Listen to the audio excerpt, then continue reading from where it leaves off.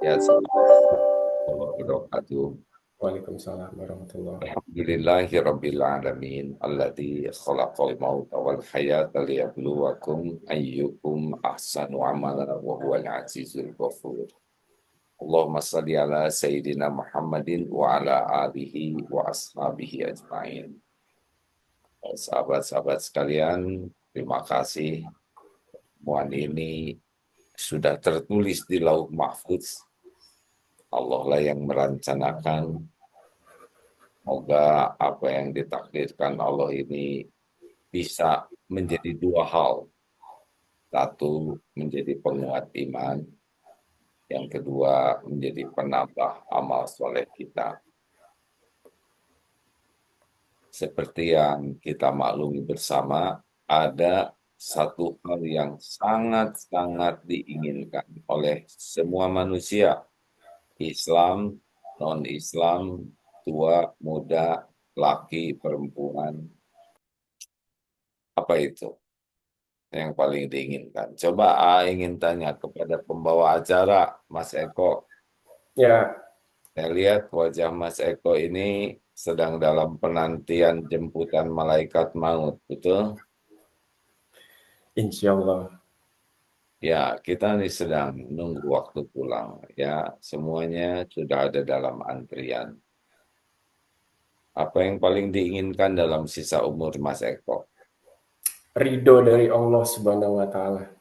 Ridho dari Allah. Dalam bahasa umumnya apa? Seperti apa? Ridho itu bahasa agama, bahasa iman, bahasa yang paling diinginkan secara manusiawinya apa? Menjadi pribadi yang disukai oleh Allah. Ah, Ya, jadi gimana kalau disukai Allah? ikhlas, sabar, Oke, bantu. Pilih mending punya rumah bagus atau bahagia. bahagia. Mendingan jadi orang terkenal atau bahagia. Bahagia. Mendingan banyak uang atau bahagia. Bahagia. Mendingan punya jabatan tinggi atau bahagia. Bahagia. Kira-kira orang lain kalau disuruh pilihannya sama atau tidak? Sama sih mestinya. Semua orang sama, ingin bahagia. Kenapa ingin ridho Allah? Karena di sana kita bisa bahagia, betul? Gitu. Makanya permintaan kita kan, Rabbana atina fid dunya hasanah wa fil akhirati hasanah wa qina azabannar. Itu artinya kita ingin bahagia, tidak mau celaka, tidak mau sengsara, tidak mau hilang. Pertanyaannya, tidak banyak orang yang tahu kunci bahagia. Coba Mas Eko, apa kunci bahagia? Ikhlas dan sabar. Ikhlas dan sabar. Ada lagi yang lain, coba tulis di ini di komen. Suaranya nggak bisa keluar. Apa kunci bahagia? Ya, Tidak. silakan teman-teman bisa di chat. AA sering ceramah dan sering bertanya seperti ini, termasuk kepada para aktivis Islam, aktivis dakwah. Apa yang paling diinginkan? Tidak banyak yang bulat ingin bahagia ya, padahal kita diciptakan untuk bahagia. Bahagia itu kuncinya dua. Ayo, Banyak bersyukur. nah, baca surat An-Nahl 97, Pak Eko, kalau ingin terbahagia. Ini baru ada yang dapat banyak bersyukur. Mas Eko coba buka. Lapang dada menerima apapun yang Allah berikan dengan ikhlas. Ayo, yang ingin Men- ketenangan. Menerima apa adanya. Baik, ya, kunci bahagia itu dua. Satu, iman. Dua, amal soleh. Nah, itu. Silakan buka surat An-Nahl ayat 97. A'udzubillahi minasyaitonirrajim. Man amila sholihan min dzakarin aw untha wa huwa mu'min falanuhyiyannahu hayatan thayyibah walanajziyannahum ajrahum bi ahsani ma kanu ya'malun. Barang siapa yang beramal soleh, baik laki-laki maupun perempuan, dan dalam keadaan beriman kepada Allah, Allah benar-benar mengaruniakan hayatan thayyibah, kehidupan yang baik, bahagia dalam segala keadaan. Susah, senang, dipuji, dicaci, ada, tiada, diangkat, diturunkan, sehat, sakit, dihormati, diancam, tetap ajeng saja. Seperti sebagian besar orang Palestina. Dan di akhirat nanti akan mendapatkan yang lebih baik dari apa yang dilakukan. Rezeki orang hayatan thayyibah itu cukup, tiap perlu cukup. Puas dengan apa yang ada. Jadi kunci bahagia itu dua, iman dan amal soleh. Jadi kalau kurang bahagia artinya apa? Mas Eko? Kurang iman dan kurang amal soleh. Exactly, benar sekali ya. Kita sering mengatakan kurang uang, kurang sehat, kurang teman, kurang terkabul keinginan. Bukan. Kita kurang bahagia itu cuma dua penyebabnya. Kurang iman dan kurang amal soleh. Tiga ciri orang kurang iman. Satu, selalu cemas dengan yang belum terjadi. GTA, kalau tiada akhir. Bacem, banyak cemas. Ya. Kalau sudah ingat nanti, besok yang akan datang dengan duniawi ini bawaannya cemas, cemas. Takut situasi ekonomi, politik. Pokoknya hidupnya tuh cemas, padahal belum terjadi. Belum tentu terjadi. Dan belum tentu hidup. Hmm. Yang kedua, ciri orang kurang iman terbelenggu oleh masa lalu.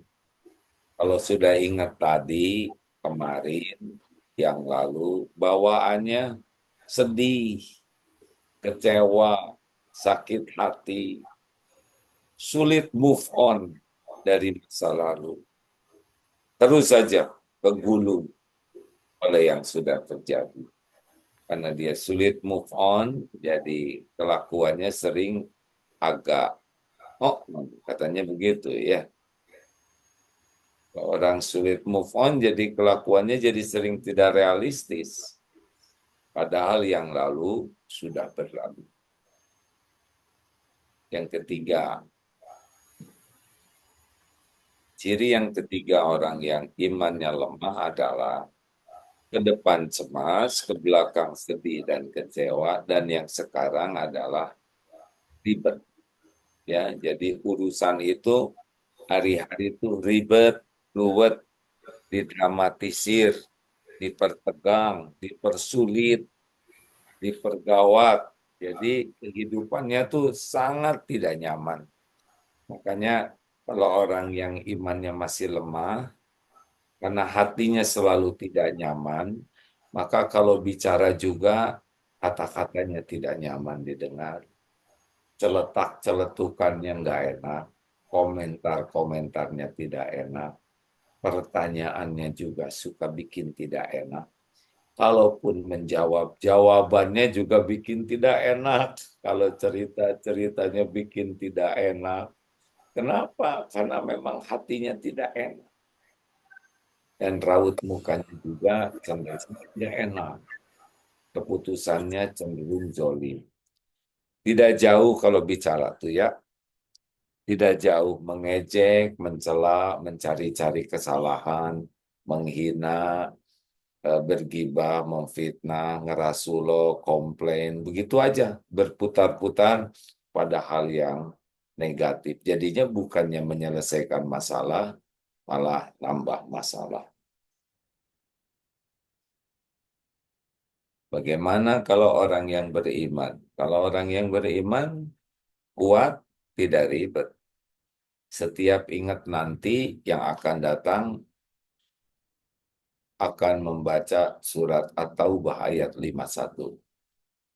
A'udzu billahi minasyaitonir rajim. Qul la yusibana illa ma kataballahu lana huwa maulana wa 'alallahi falyatawakkalul mu'minun. Katakanlah, sekali-kali tidak akan menimpa kepada kami kecuali apa yang sudah ditetapkan Allah untuk kami. Ini kan membahasnya ujian hidup ya. Kan salah satu ujian hidup kita tuh cemas.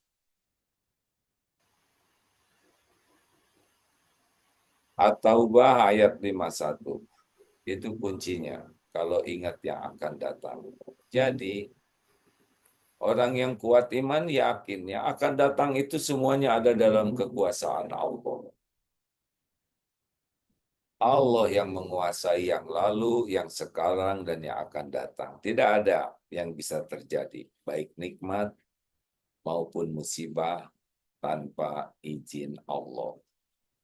Kulla yusibana, katakanlah, sekali-kali tidak akan menimpa kepada kami kecuali apa yang ditetapkan Allah untuk kami. Tidak ada, walaupun orang janji 1000 macam janji atau lebih dari itu, tidak akan sampai tanpa izin Allah. Kalau orang mengancam, tidak akan terjadi. Makanya orang-orang Palestina, walaupun diancam oleh Presiden Trump, walaupun ada ya Israel, tenang saja mereka. Ya, yang kuat iman.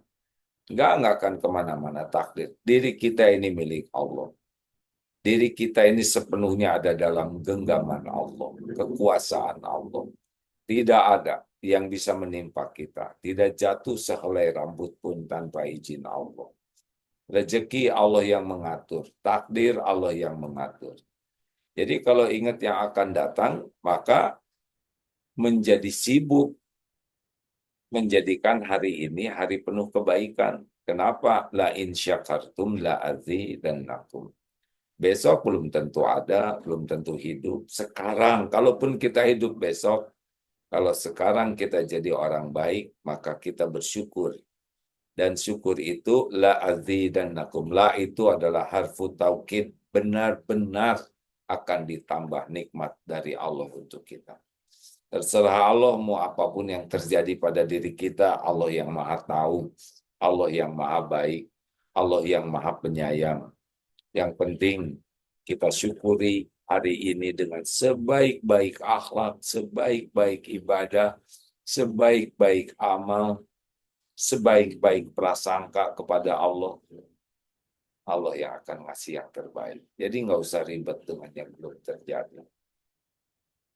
Ada santri nanya, saya nanti dapat kerjaan tidak kalau udah lulus kuliah? Emang saudara bakal lulus?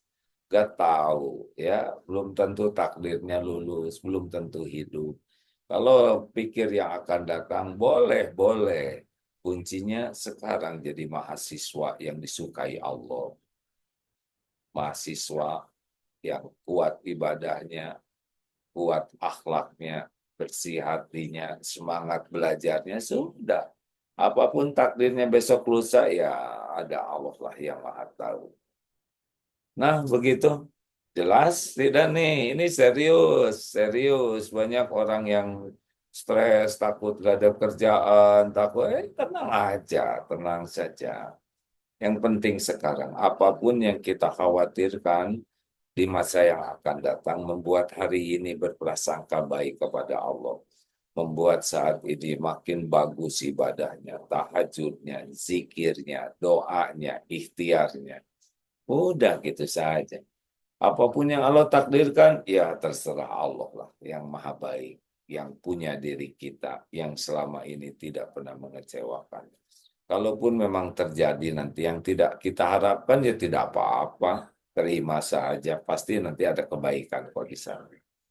Tidak mungkin Allah merugikan. Allah sudah mengukur semuanya dan semuanya ada waktunya.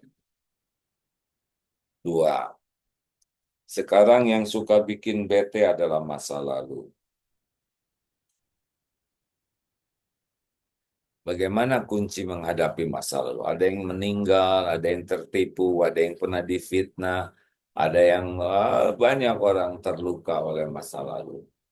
Baca surat Al-Hadid ayat 22-23. A'udzu billahi minasyaitonir rajim. Ma asaba min musibatin fil ard wala fi anfusikum illa fi kitabim min qabli an nabra'aha. Inna dzalika 'alallahi yasir.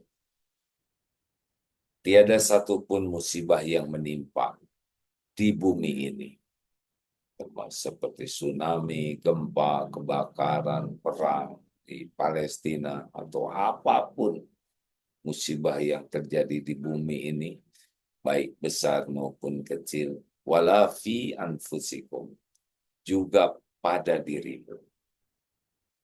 Mulai dari batuk, pilek, ambeien, jerawat, sariawan, migrain, ditipu, difitnah, ditangkap, dipukul, PHK, apapun yang menimpa pada diri kita, illa fi kitabim min qabli an nabra'aha, kecuali sudah tertulis di lauh mahfuz sebelum kami mewujudkan. Inna dzalika 'alallahi yasir. Sesungguhnya yang demikian itu mudah bagi Allah. Jadi tidak ada yang tidak tertulis ya. Likaila ta'sau ala ma fatakum. Agar kalian tidak terlalu berduka cita, bersedih dengan apa yang luput. Dengan kejadian yang tidak cocok. Wala tafrahu bima atakum. Dan jangan terlalu excited, gembira dengan apa yang Allah berikan. Jadi syukur harus, tapi menjadi gembira berlebihan sehingga melupakan Allah yang memberinya tidak boleh. Karena semua sudah tertulis di lauh mahfuz. Sesungguhnya Allah tidak menyukai orang yang sombong lagi membangga-banggakan diri. Jadi yang sudah terjadi ridho, terima apapun. Inna uzmal jazai ma'a uzmil balai. Sesungguhnya besarnya pahala sebanding dengan besarnya bala, cobaan. Dan jika Allah mencintai satu kaum, ibtala, Allah memberikan bala, cobaan kepada kaum tersebut. Waman rodia falahu ridho. Barang siapa yang ridho kepada takdir, apa yang Allah tetapkan diterima, ya Allah saya terima takdir ini. Falahu ridho. Allah pun ridho kepadanya. Waman sakhito, barang siapa yang tidak mau menerima takdir dan marah, maka Allah pun murka kepadanya. Nah, jadi kalau sudah terjadi harus ridho. Kalau yang terjadi itu aneka nikmat, kebaikan-kebaikan, baca surat An-Nisa 79. Ma asobaka min hasanatin faminallah. Itu semua dari Allah. Sehat, karir, naik pangkat, pintar, punya gelar, apapun kebaikan faminallah. Wa ma asobaka min sayyiatin. Nah, kalau yang menimpa ini keburukan, sakit, difitnah, apapun lah yang tidak enak, famin nafsik. Ini dalam memahami takdir, berarti itu takdir itu terjadi, syariatnya diundang oleh dosa sendiri. An-Nisa 79 ya. Jadi kalau ada sakit, difitnah, putus, apa aja yang tidak enak, itu adabnya, ini takdir adalah diundang oleh keburukan kita sendiri. Surat Asy-Syura ayat 30. Wa ma asobakum min musibatin fabima kasabat aidikum wa ya'fu an katsir. musibah apapun yang menimpamu adalah karena perbuatan dirimu sendiri. Begitu adabnya ya. Jadi takdir itu kalau nikmat apapun itu mutlak kebaikan dari Allah. Tapi kalau yang terjadi keburukan, musibah, fitnah, ini harus kita akui ini diundang oleh dosa kita sendiri. Sehingga apa yang sudah terjadi terima. Ya Allah, saya terima takdir ini, kemudian tobat. Ampun ya Allah. Musibah hilang dompet itu musibah ya.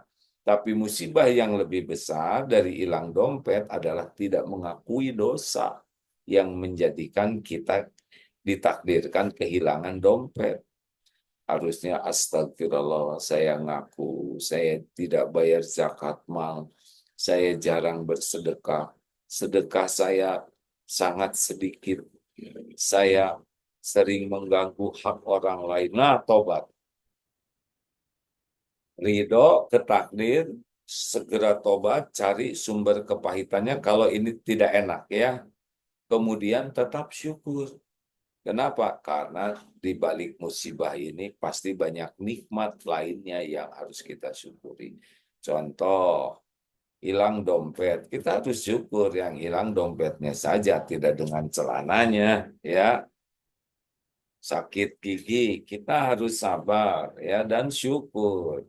Yang sakit cuma satu, lidah tidak sakit. Mata, hidung, kepala, pundak, lutut, kaki, semua harus disyukuri. Jangan fokus kepada musibah versi kita ya. Dan kita pun harus sesudah syukur semangat menyempurnakan ikhtiar. Nasi jadi bubur, terima sambil cari cakwe, ayam, kacang polong, kerupuk, kecap, Freddy, bawang goreng, sambal jadi bubur ayam spesial. Ya, sesuatu yang tidak bisa dinikmati kalau nasi nggak jadi bubur. Kreativitas itu kan timbulnya dari kepahitan, dari tekanan. Oleh karena itulah jangan berburuk sangka terhadap kepahitan karena pasti di sana ada kebaikan. Fa inna ma'al usri yusron, inna ma'al usri yusron.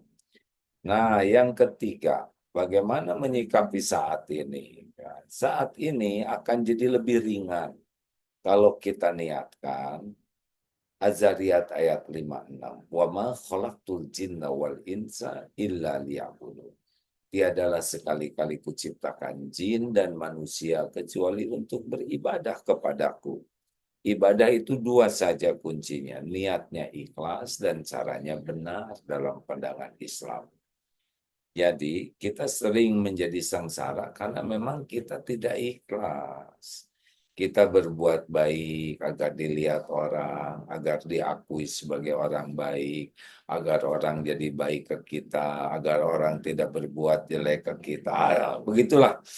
Jadi kita hampir melakukan kebaikan-kebaikan itu bukan ikhtisaban, bukan mencari pahala dari Allah, keriduan Allah, tapi kita ribet dengan penilaian makhluk.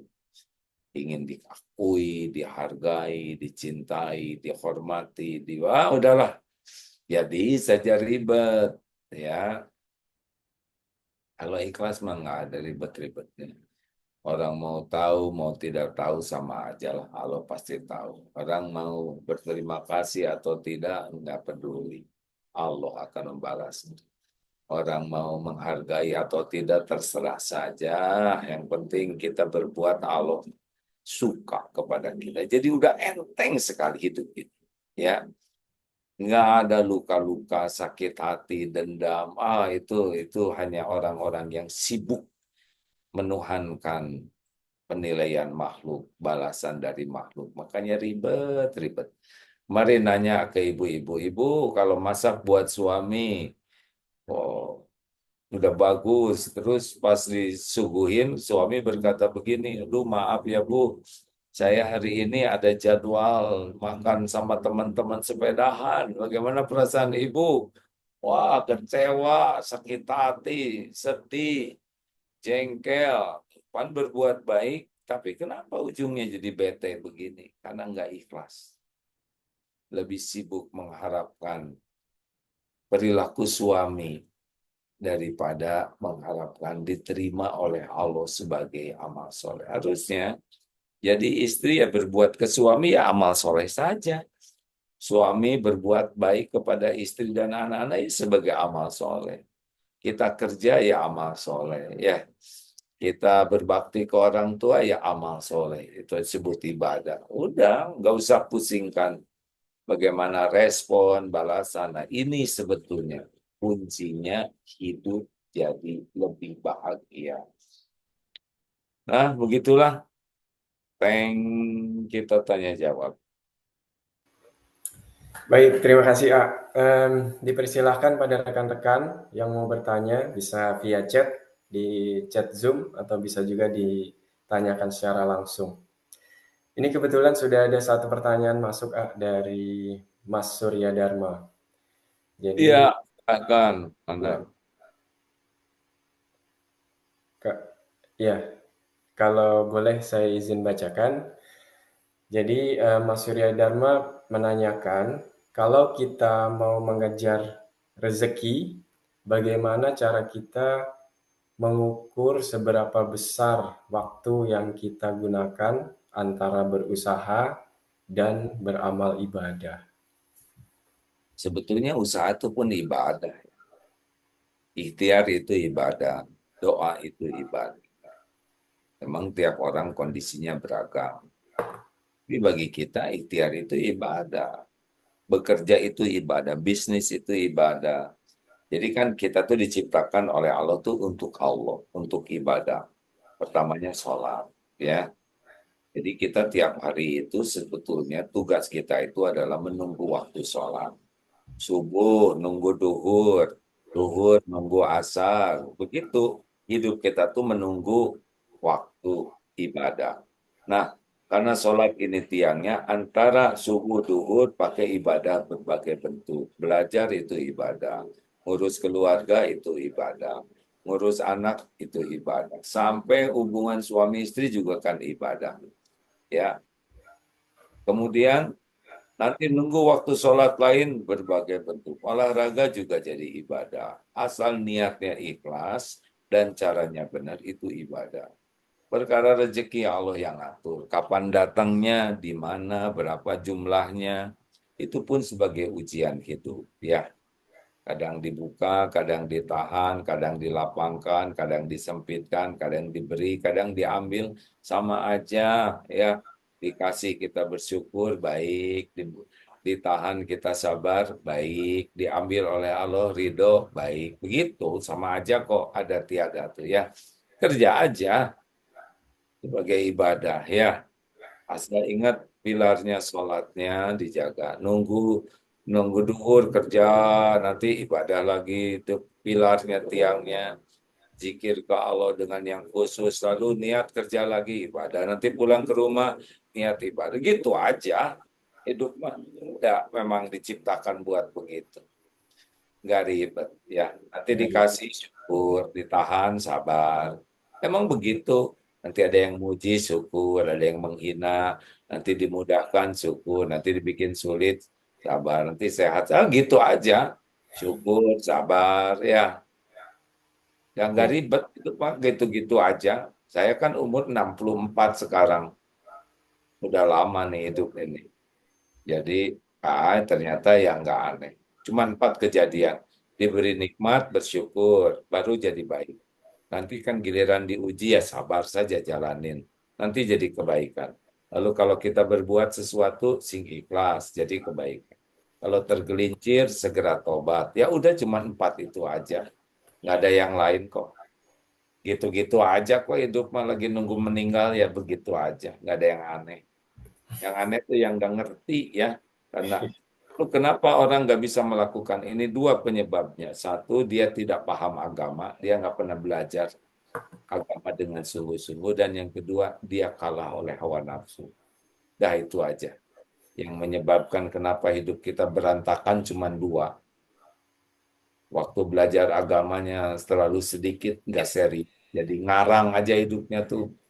Makin tua, makin ribet. Ya, yang tiga nantinya kalau ngarang GTA cemas saja.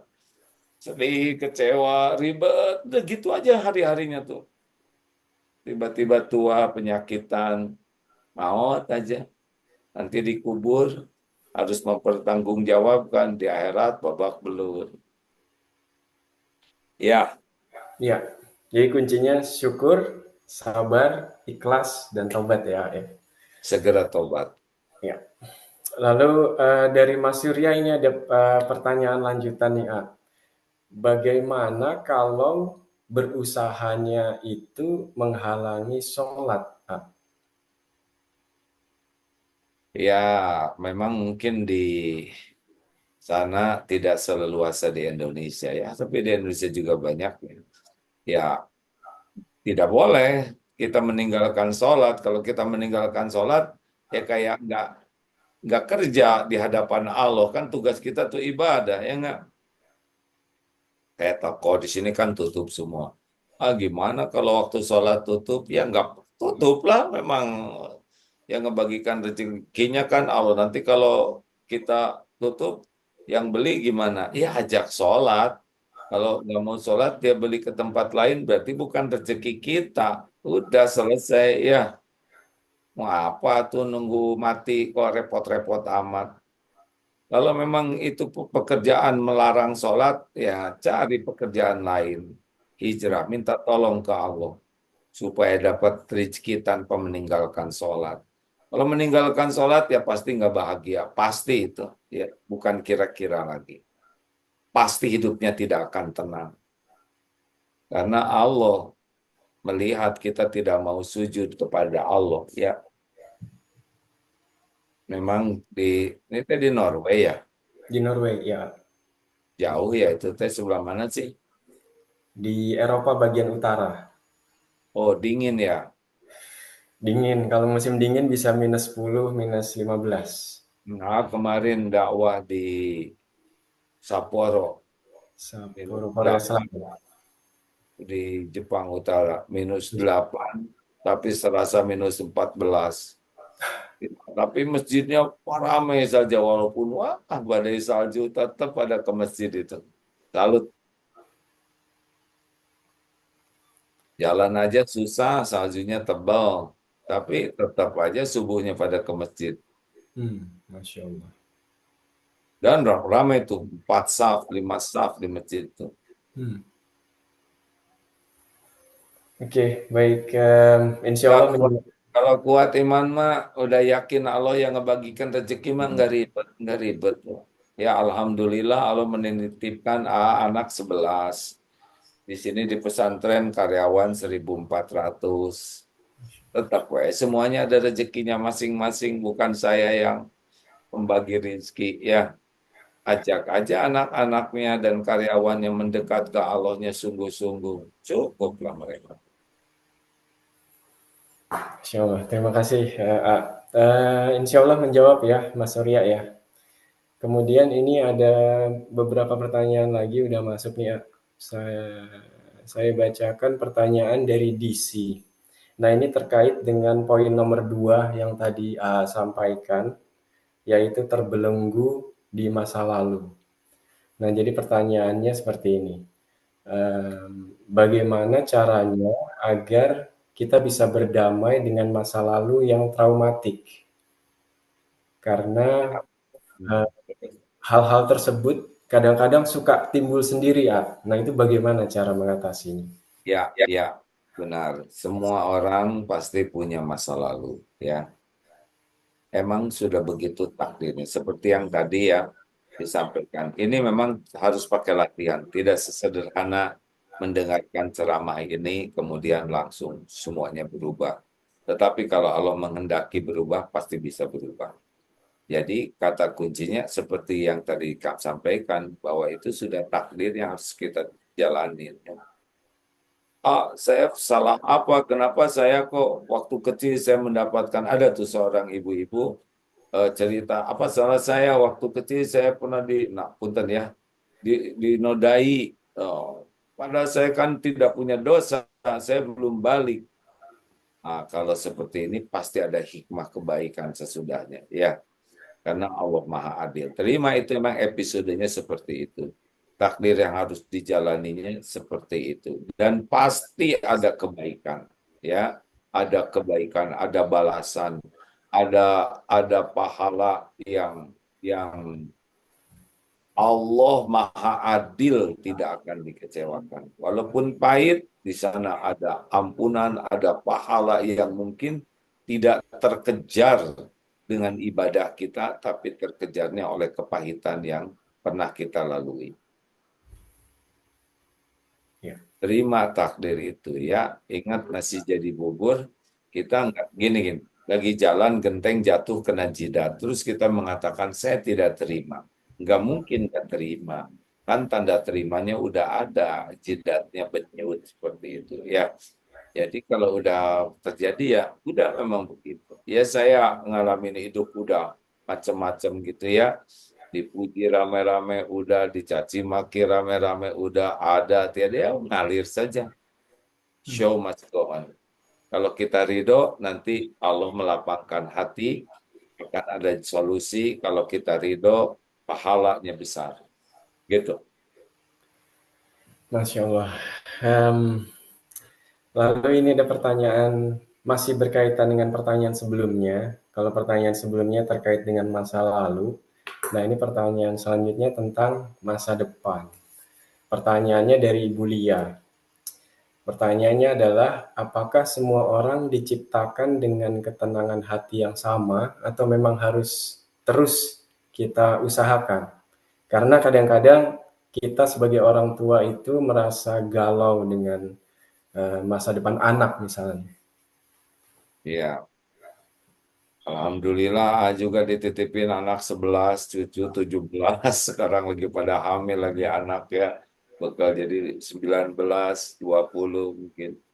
Ada kecemasan. Kecemasan itu mengantarkan kita untuk meningkatkan kedekatan kita kepada Allah. Karena nggak bisa apa-apa kita dengan yang belum terjadi, ya kan? Kita tidak bisa hidup ini menghancurkan hari ini karena sesuatu yang belum terjadi, belum tentu terjadi, dan belum tentu ada umur. Jadi, kalaupun ada kepikiran tentang anak, masa depan, dan sebagainya, dekatkan ke Allah kitanya. Perbanyak sholat, perbanyak baca Quran, perbanyak zikir, perbanyak doa, perbanyak sedekah. Jadi kecemasan itu harus berbuah saat ini kita jadi lebih baik.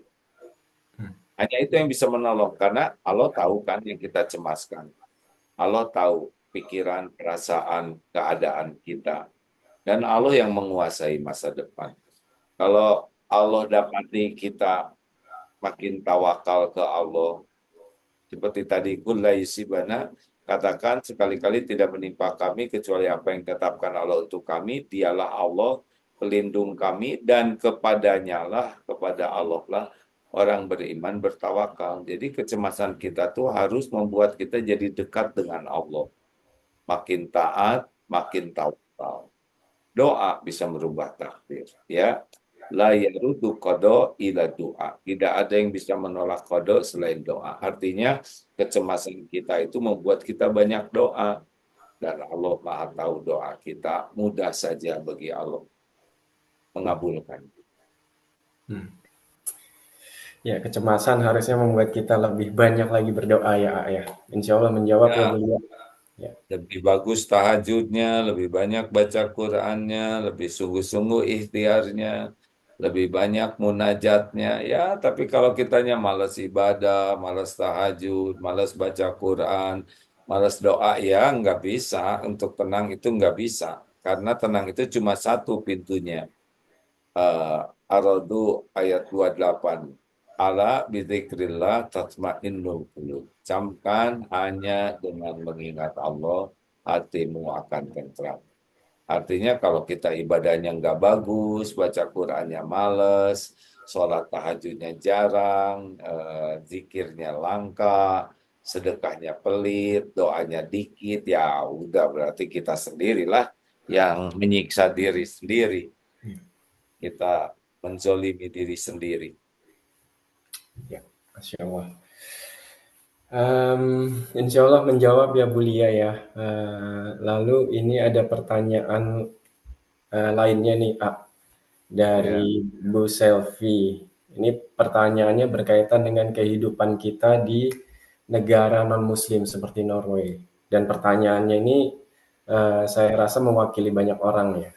Jadi pertanyaannya adalah bagaimana tips agar kita bisa menjaga niat agar terus ikhlas dan konsisten untuk menjaga semangat anak-anak untuk beribadah atau ya. semangat ibadah bersama anak-anak. Ini ya, jadi kita tuh nggak bisa ngebulak-balik hati siapapun. Nggak bisa ngebulak-balik hati suami, istri, nggak bisa ngebulak-balik hati anak. Anak itu bisa menjadi lebih baik karena Allah memberikan hidayah dan taufiknya. Jadi, apakah nasihat bisa mempan? Bisa sedikit ya. Kalau nasihat itu pun ditolong oleh Allah, bisa mengubah. Nasihat itu adalah ibadah. Jadi yang paling penting adalah sebagai orang tua yang ingin anaknya jadi makin soleh adalah kitanya yang harus soleh. Ku anfusakum wa ahlikum naro. Jaga dirimu dan keluargamu dari api neraka.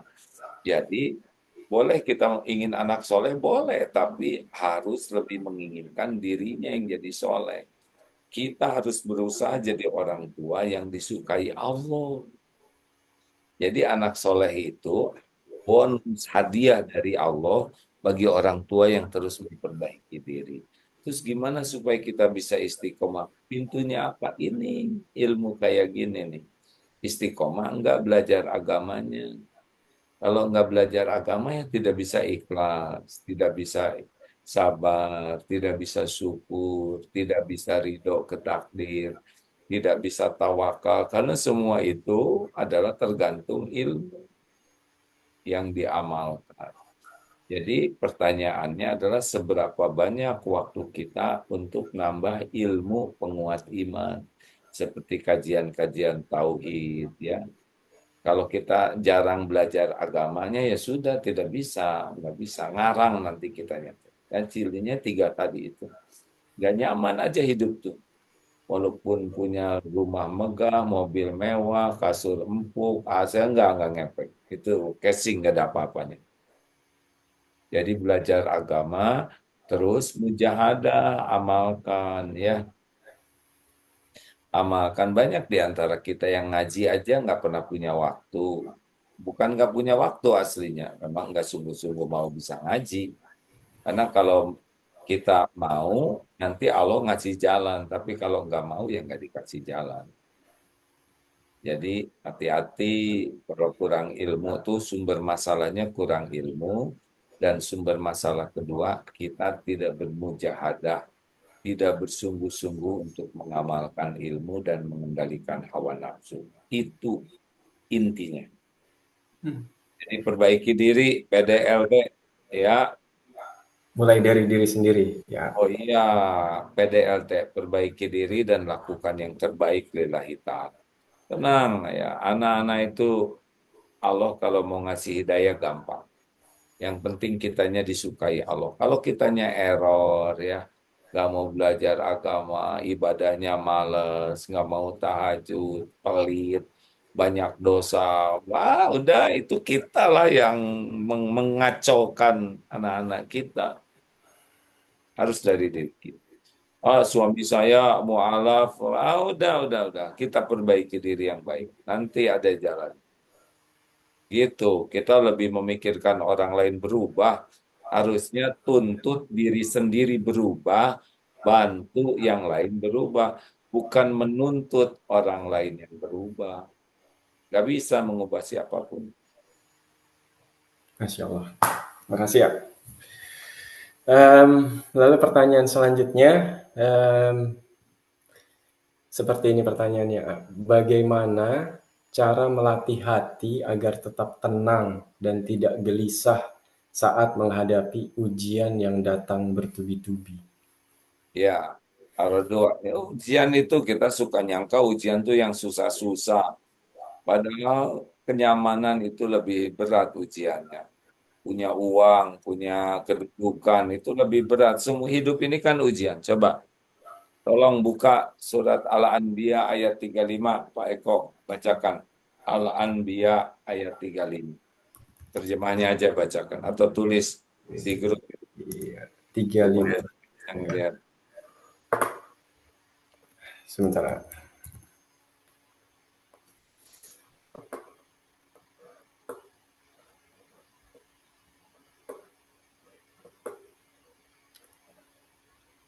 Iya. Setiap yang bernyawa akan merasakan kematian. Kullu Kami, nafs dha'iqatul maut. Terus kami, nablu syari kami, wal fitnah. Apa terjemahnya? kami menguji kamu dengan keburukan dan kebaikan sebagai cobaan. Yang sebenar-benarnya. Wa ilaina turja'un, dan kepada kamilah apa tadi? Kamu akan dikembalikan. Nah, begitu. Jadi hidup ini nunggu meninggal, mampir, nunggu jemputan, dan seluruhnya hidup ini ujian. Kadang dalam kelapangan, dalam kesempitan, kadang dipuji, kadang dicaci, ada atau tiada, sama-sama. Itu dua-duanya ujian. Yang banyak nggak lulus itu justru kelapangan, kemudahan, penghormatan. Karena itu lebih mudah membuat lupa kepada Allah. Orang dipuji itu ujian ya. Dan lebih banyak orang yang jadi lupa diri gara-gara dipuji. Naik pesawat lagi lancar jarang yang ingat Allah. Tapi ketika ada turbulence rata-rata jadi zikir. Jadi sebetulnya kepahitanlah yang lebih memudahkan kita ingat Allah. Hmm. Banyak zikir ya. Ya. Zikir seperti yang tadi dikatakan, zikir itu bisa doa, bisa baca Quran, bisa mentadaburi ayat Quran, bisa sholat, bisa istighfar. Zikir yang penting jadi ingat kepada Allah. Tadi ingat ke depan atau ayat 51, ke belakang Al-Hadid 2223, At-Taghabun ayat 11, itu mah sobamin musibatin illa biidznillah, tidak ada satupun musibah yang menimpa kecuali dengan izin Allah. Wa may yu'min billah yahdi qalbah. Barang siapa yang beriman kepada Allah, Allah kasih petunjuk di hati. Itu At-Taghabun ayat 11. Ini buat yang sudah terjadi ya.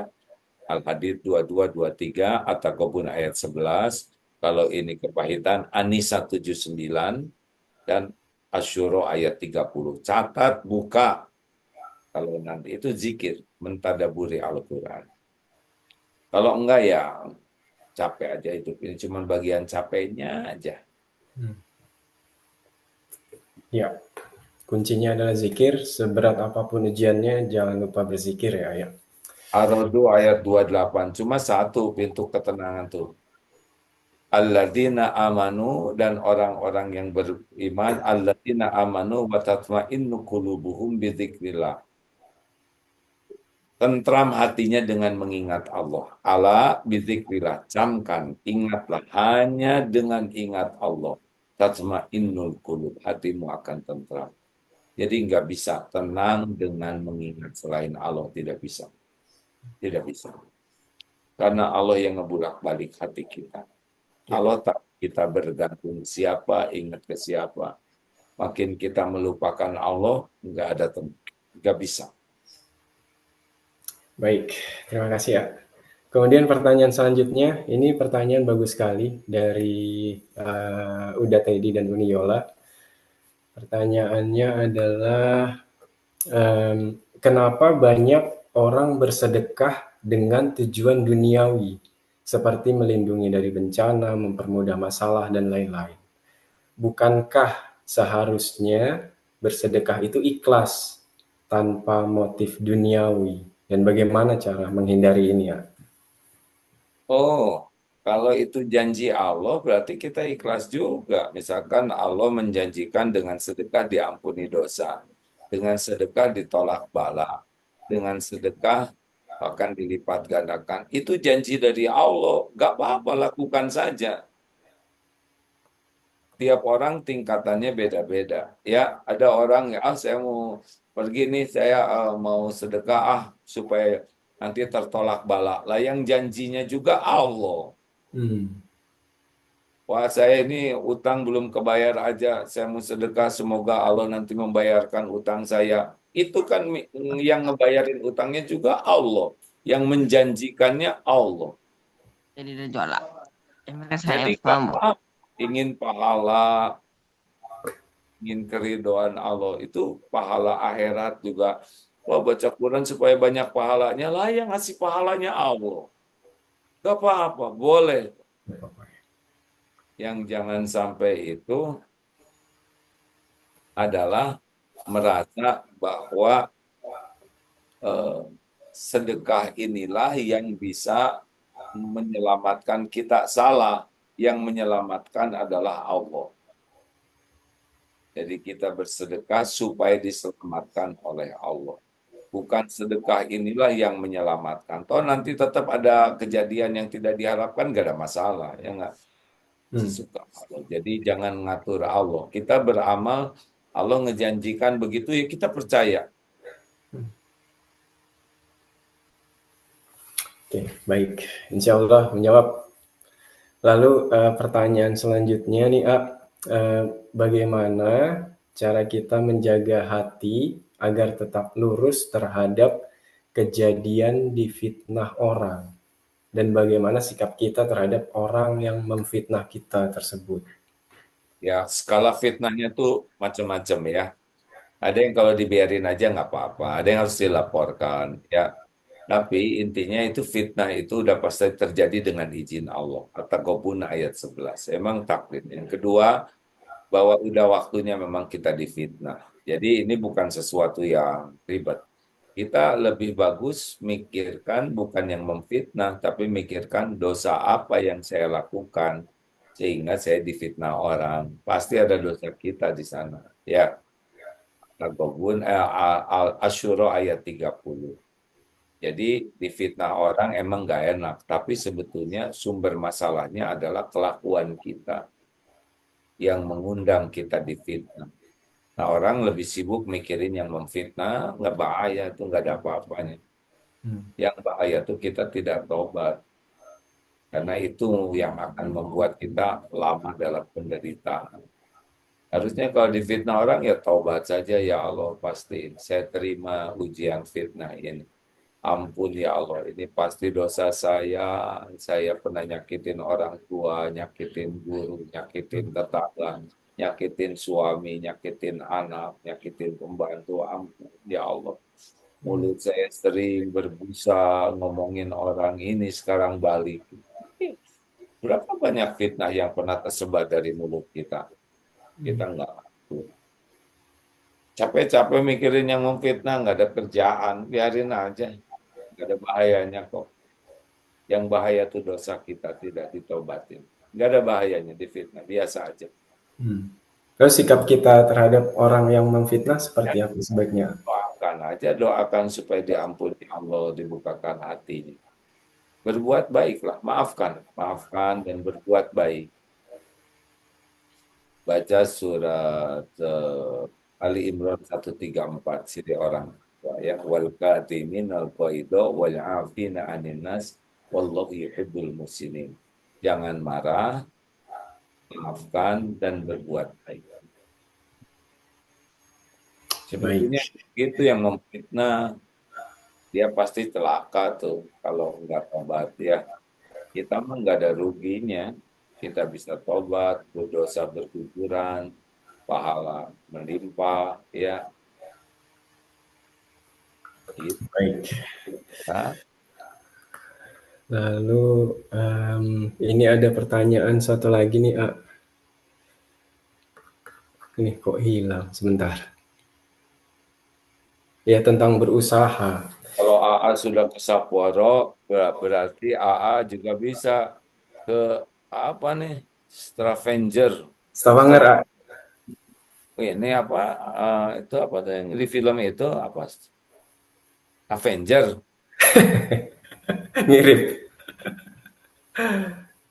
Mirip, mirip.